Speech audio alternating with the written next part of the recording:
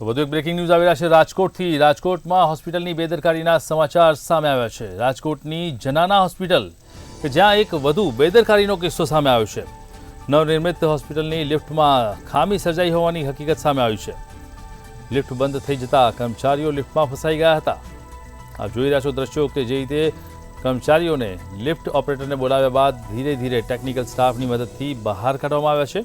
સદનસીબે આ ઘટનાની અંદર કોઈપણ વ્યક્તિને નુકસાન થયું નથી, પરંતુ નવનિર્મિત હોસ્પિટલની અંદર લિફ્ટમાં ખામી સર્જાતા લોકો પરેશાન થયા છે।